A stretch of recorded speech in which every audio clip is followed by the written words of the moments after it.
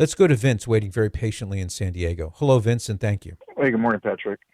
Patrick, I'm 64 years old, and I have a 22-year-old son who's a college student. And we were talking the other day about Christopher Columbus. Okay. And as we were talking, it seems like we were talking about two different people. Now, I was wondering what can you tell me about Christopher Columbus, or are there any good books you could Okay. recommend so I can get more Okay, informed? sure. Well, there is a very good article by Dinesh D'Souza that I retweeted on Twitter, and that was a couple of days ago. I can retweet it again if you'd like. And in it, he Okay. has footnoted several very helpful books and other articles and things. So I would start with that. It's called The Sins of Christopher Columbus. And what he does is he dispels many of the myths and outright lies that have been perpetrated against not just Christopher Columbus, but in this case, he takes up that issue.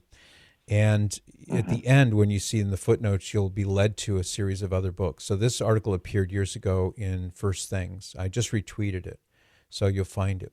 But a Okay. few quick things to remember.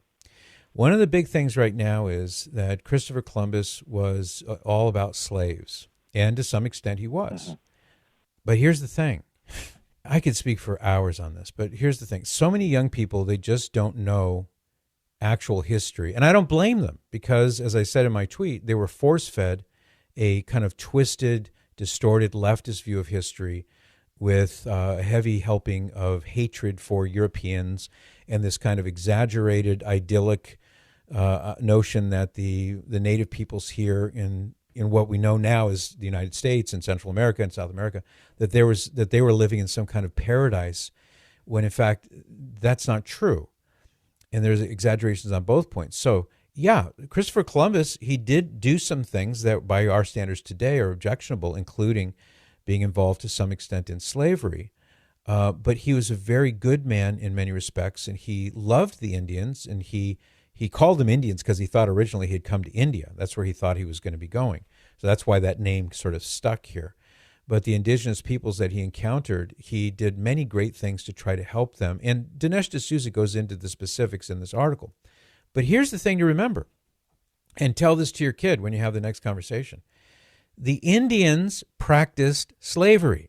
The Native American peoples or the indigenous peoples, they practiced slavery. They enslaved people. The people in Europe had slavery. This ridiculous notion that the United States invented slavery. I heard somebody say that on the news the other day. Just absolutely absurd. Slavery has been around as long as humanity has. So when Columbus and Cortez and Vasco da Gama and all the others, when they wound up showing up on these shores, they found people who, running around naked in the forest. Okay, that's interesting. Eating papayas and fruits and things. That's kind of cool. We like that. But they were not living this life that we think of today, or that young people are told today was this sort of Garden of Eden paradise. They practiced typically, they practiced torture, in some cases human sacrifice.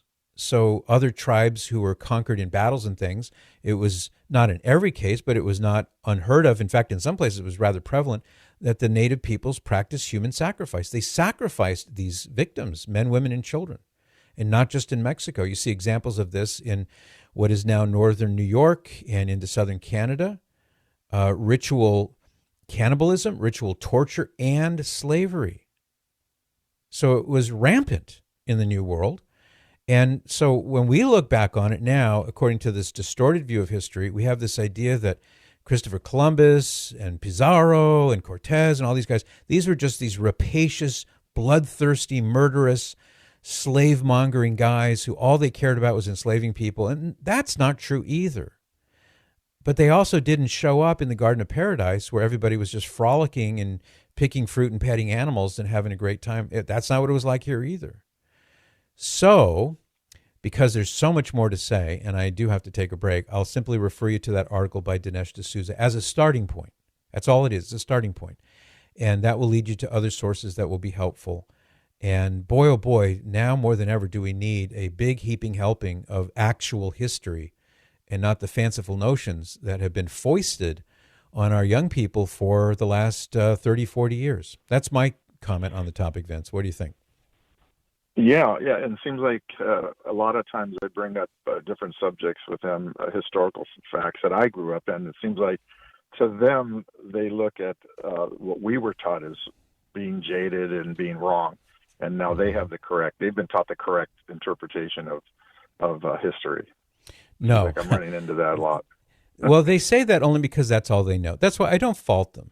So when somebody kind of scratches his head and I say, why are, what's so wrong with being against people who own slaves? All right. Well, if you want to follow that logic, then you would have to also be against all those indigenous peoples who own slaves. Shouldn't we be against those rapacious Europeans who came here and they plundered the native peoples and they stole their land and they killed them wantonly? Well, okay, I see your point. But if that's true, then we should also be against all those indigenous peoples who did all the same things. They stole land from each other. They killed each other wantonly. I don't have to go back down the list again.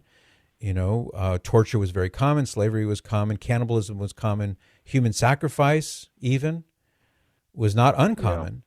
So if the logic holds that we should be tearing down statues and hating on these stupid Europeans who came here and they did all this thing, well, if the logic holds, then the same should apply to the indigenous peoples. And that's not the answer. That's not the solution. We should accept history as it was. We don't have to like it. We don't have to condone it, but we should at least acknowledge it and learn from it. That's what I think is the bottom line for this issue. Yeah, I would agree with you. Well, thank you very much. I appreciate the help, and I'll look for that article. You got it, Vince. Thank you. Appreciate it. Let us go to Barry, listening in California. Hi, Barry. Hey, hello. I'm a Catholic. I'm American Indian, 70 years old. And I really appreciate what you said because that's so true. The people here in the United States, they kind of have it backwards. The reason the indigenous people here allowed the colonizations or occupation, invasion, whatever you call it, it was allowed, for instance, right. In the East, it was allowed, right? 100 people came on the shore and, they just said, watch and observe them. Let's see what we can get, what we can trade. And when the colonies grew, just like you said, they saw what was going on with slavery, and the native people were very much into slavery already, battling for territories, hunting grounds, and when things were times were bad, capturing women from other tribes and children. And when they saw that, you could actually market a human being for trade goods, particular weapons, they were all for it here in this country. And the Algonquin Nation, the Abenaki particularly, were very much into it. So they kind of got it backwards, and putting all this stuff on a brave, courageous man like Columbus, really is discerning to me, and I'm afraid that even if I speak this among my own people, and I'm Dene, I don't mind saying I'm a Dene, I'm Navajo, I don't mind saying that. And the deal is, if I even say those words around my people, the young people are getting this wrong. Mm-hmm. Even in the Indian Nation, have it upside down, and they're getting it wrong. What happens? They're just seeing the noise. Yes. Sorry to interrupt you, Barry. What happens? What happens when someone like you, who has some historical perspective, what happens in your experience when somebody like that kind of brings it up? What is the reaction that's typically? The reaction is very negative because they know that sometimes I will go out and speak at college campuses, high school campuses, and even large American social clubs. And when I speak in this way, they get very upset with me to the point where they just don't want me in the family type of thing. They say that what I'm doing is wrong and it brings bad luck. Because many Native people, particularly Navajo people, are not Christian people, So they believe that bad luck is going to come to me, that I'm going to be cursed, and that if bad things happen, it's because people already have curses on me back home. It's pretty interesting, And if you believe in that type of thing, demonic worship and so forth, and you believe in it, it might, you might just help it along. And I had a poor friend who actually believed it so much that he actually willed himself to death, So it's an interesting thing, but it's not received well when I do speak. It is, I get a lot of, been threatened. I've had out in the middle of gatherings back home, crowds gather around me and say, hey, yeah, that's the guy over there, and I've been attacked. So, the truth hurts, and I tell them that, the truth You know what hurts. Jesus And, said really applies in this situation. Like you just said, the truth hurts. You could say, well, I'm a follower of Jesus Christ, and he said, you will know the truth, and the truth will set you free.